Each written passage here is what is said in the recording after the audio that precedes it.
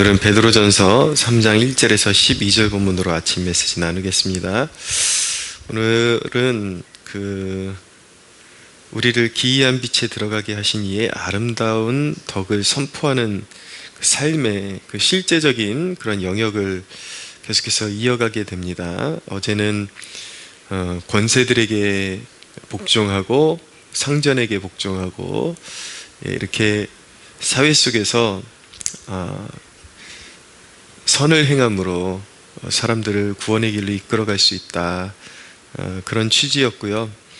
오늘은 이제 그런 주님의 덕을 선포하는 삶이 가정에서도 이루어져야 한다라는 것을 말씀하고 있습니다. 그런 말이 있습니다. 신앙에 있어서 사람들에게 인정받는 것은 의외로 쉬운 일이다. 그러나 자기 가족, 특별히 배우자에게 인정받을 수 있다면 그 사람은 정말 진짜 그리스도인이다 라는 말이 있을 정도로, 사실 자기 배우자에게 가장 가까운 사람이죠. 모든 일거수일투족을 알고 있는 사람에게 신앙을 인정받을 수 있다는 것은 생각보다 쉽지 않습니다. 너무 속속들이 아니까. 근데 정말 우리가 신앙생활하면서 자기 배우자에게까지도 인정받을 만 해야 된다라는 그런 뜻일 겁니다. 첫째로 오늘 아내들아, 이와 같이 자기 남편에게 순종하라 라고 말씀하고 있습니다. 요즘 시대를 살아가는 자매들이 딱 접하면 열받을 만한 그런 말씀이 아닐까, 그런 생각이 듭니다. 하나님의 말씀 자체가 항상 시대의 그런 욕망을 거스르죠. 솔직히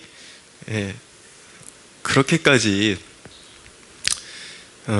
철저하게 복종받을 만한, 그리고 순종받을 만한 그런 남편이 얼마나 있을까 싶습니다. 남편 하는 거 보면은 이런 구절이 뭐 할만 해야지 하지, 이런 말이 나올 만도 하겠죠. 저부터도 찔리는 게 많으니까. 근데 성경은 딱 열면은 아내들아, 이와 같이 자기 남편에게 순종하라 라고 그렇게 말씀하고 계십니다. 그게 참 어려운 것 같지만, 그게 사실은 남편에게 왜 상대방에게 내가 그렇게 존중을 줘야 되는가? 그런데 조금 깊게 생각해 보면 성경의 말씀은 다 나를 위한 말씀이라는 것을 알게 됩니다. 물론 상대, 이웃을 위한 것이죠. 상대를 위한 것이죠. 그러나 그것이 결국 자기 자신의 행복에 관한 것이라는 것을 알게 됩니다. 주위에 보면은 자기 남편을 굉장히 멸시하는 그런 모습을 노골적으로 보이는 사람들이 있습니다. 그리고 내 남편은 무능해, 이것을 거의 직간접적으로 입에 달고 사는 경우들이 있습니다. 결국은 그 화를 누가 자초하는 것인가? 남편을 무능하게 만들면 결국은 그 화를 자기 자신이 뒤집어 쓰게 되는 것입니다. 남편을 존중하는 것을 통해서 결국 그 열매, 좋은 열매를 누가 안게 되는가? 사실은 아내가 안게 되는 것이고 가정의 구성원들이 안게 되는 것입니다. 자기에게 행복을 안겨주는 것입니다. 남편을 존중하고 응원해주고, 그리고 그럴 때 남편의 그런 어떤 자존감이 회복되어질 때에 무엇이든지 맡은 일을 잘 감당할 수가 있게 되는 것이죠.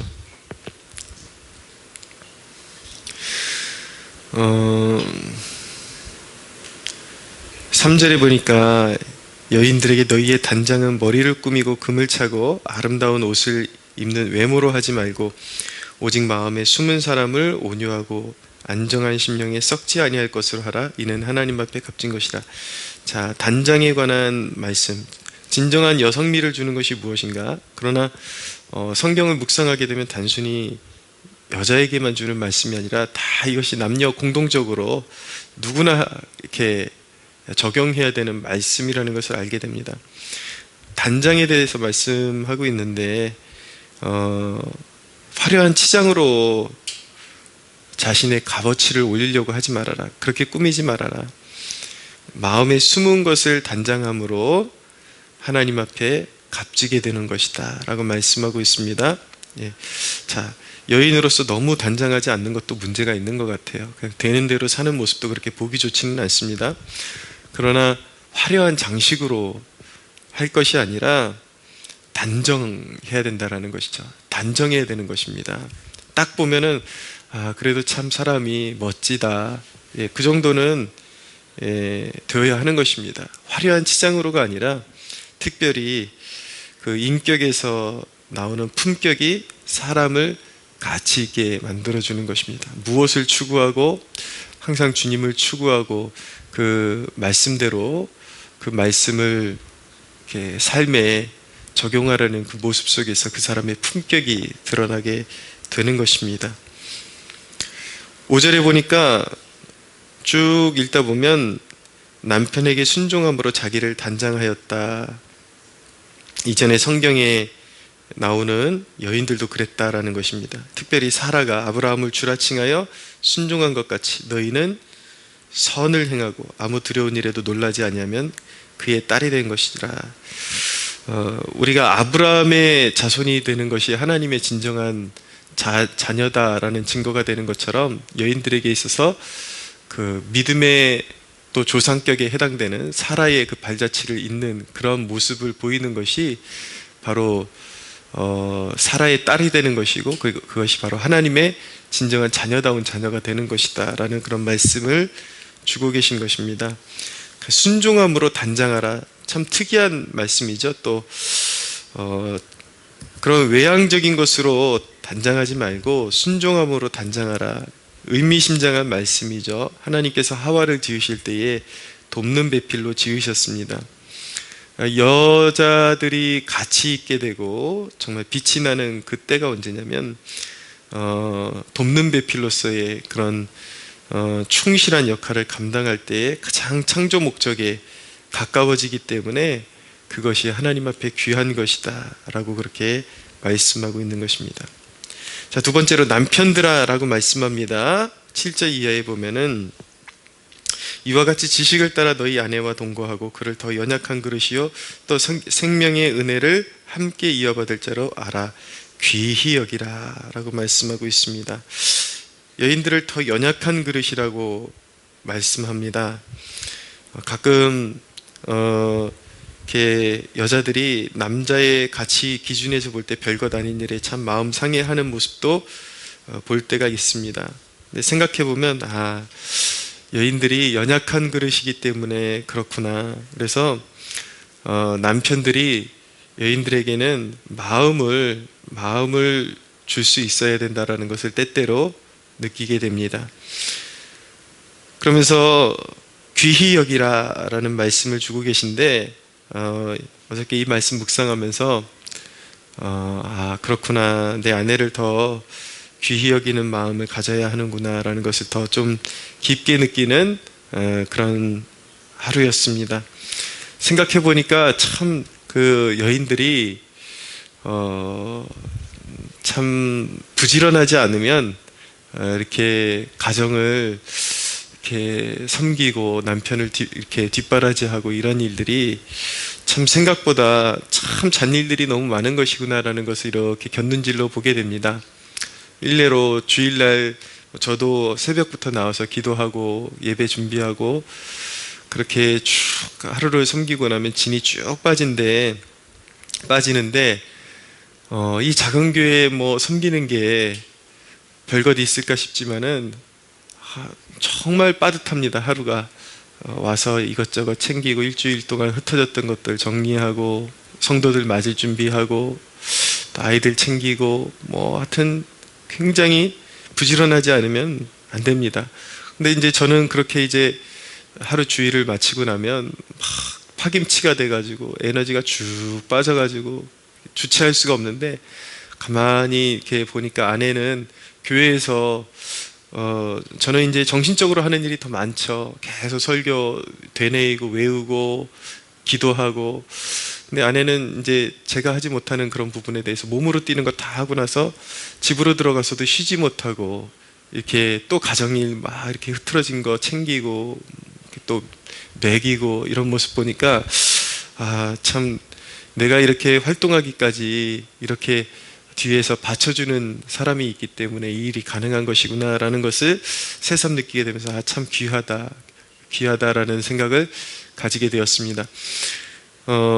곁들여서 좀 우리 성도분들에게 말씀드리고 싶은 것은 무엇이냐면, 혹여라도 여러분이 개척교회나 작은 교회를 섬기고 있다면 교회를 유익하게 하는 일이 무엇인가, 성도분들이 참 좋은 마음으로 도와주실 때가 있어요. 무엇이냐면 아이들 간식 챙기라고 이렇게 돈으로 주시거나, 교회에 일 있다, 누구 예를 들어서 손님 대접한다 그러면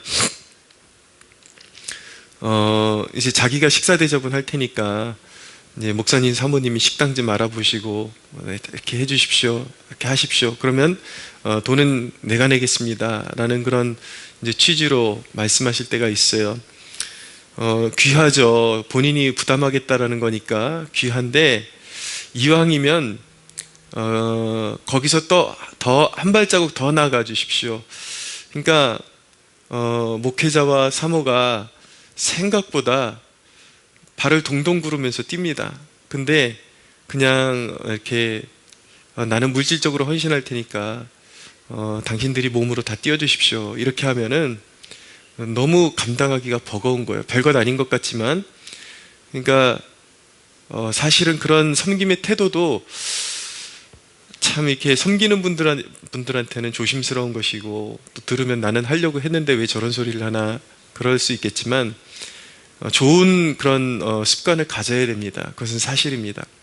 그러니까 무엇이든지 내가 그냥 좀 여유 있는 것으로 섬길 테니까 그냥 몸으로 뛰는 거는 그냥 당신들이 하십시오, 이런 태도가 아니라 예를 들어서 누군가를 식사 대접해야 된다 그러면 식당까지 다 알아보고 일을 시작하고 마무리하는 것까지 이렇게 병행해서 섬겨주면은 그것이 그렇게 위로가 되고 그렇게 힘이 됩니다.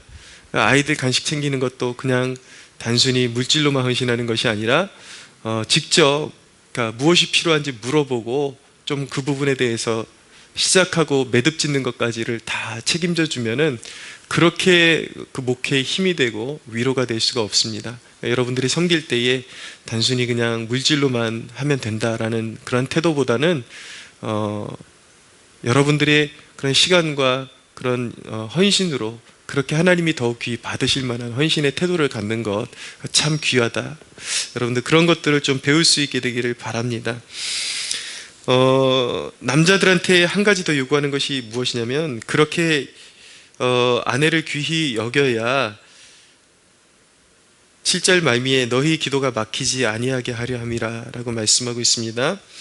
우리는 모두가 기도의 사람이 되어야 되는 것이 의무이죠. 그런데 흔히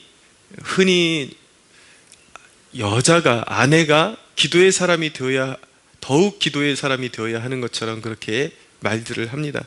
그런데 성경을 가만히 곰곰이 읽어보면은 오히려 남편들에게 더 기도의 사람이 될 것을 요구하고 있다는 것을 말씀하고 있는 것을 알게 됩니다. 남편이 기도의 사람이 되어야 합니다. 남편들이요, 당신의 기도가 가정을 살리는 것입니다. 당신의 기도가 가정을 지탱하고 여러분들에게 주신 그 기업을 살리는 것입니다. 그렇기 때문에 이 아침에 남편들에게 도전하기 원합니다. 하루 중에 하나님 앞에 집중적으로 기도할 시간이 없으면 새벽을 깨우십시오. 새벽을 깨우는 습관을 들이십시오. 새벽을 정복하는 습관을 들이십시오. 새벽 기도하십시오. 그래서 하루의 일과를 온전히 주님 손에 맡겨드리고, 물론 안 하던 새벽 기도를 하면 막 지치고 막 이렇게 하루가 좀 힘들구나라는 것을 느끼게 될 거예요. 그러나 늘 우리가 간증하게 되는 것은 무엇이냐면, 가장 소중한 시간, 가장 소중한 부분을 항상 떼어서 먼저 하나님 앞에 드릴 때에 하루에 그런 사실은 체감적으로는 막 힘들고 부치고 처음에는 좀 고생하겠지만은 오히려 시간이 그렇게 하나님께 먼저 드리는 것이 효율적으로 사용된다. 그리고 내가 평소에 예를 들어서 5시간, 6시간 헤매야지 이룰 수 있는 일을 2시간, 심지어는 1시간 이렇게 하나님께서 압축된 시간을 통해서 일을 이루신다라는 것을 깨닫게 될 것입니다. 훨씬 더 효율적인 삶을 살 수 있게 된다는 것이죠. 그런 지혜를 배우는 이 시대의 남편들이 되었으면 좋겠습니다. 말씀을 정리합니다. 항상 그런 관계 속에서 평화를 추구하고 선을 기뻐하는 자는 든든한 인생의 지지자를 얻게 됩니다. 12절에 보니까 주의 눈은 의인을 향하시고 그의 귀는 의인의 간구에 기울이시되 주의 얼굴은 악행하는 자들을 대하시느니라 하였느니라. 항상 주님의 말씀에 순종하는 자들에게 그들의 기도를 들으실 준비를 우리 하나님 아버지가 하고 계신다라는 것. 항상 여러분들이 가정에서도 선을 이루고 그런 여러분들의 지인들과의 관계 속에서도 선을 이루고 그렇게 기도할 때 하나님께서 여러분들에게 선한 것들로 보답하신다라는 것을 성경이 말씀하고 있습니다. 가장 무엇보다도 인생의 가장 귀한 지지자를 얻어서 승리의 기쁨을 누리는 여러분들 되시기를 예수님의 이름으로 축복합니다.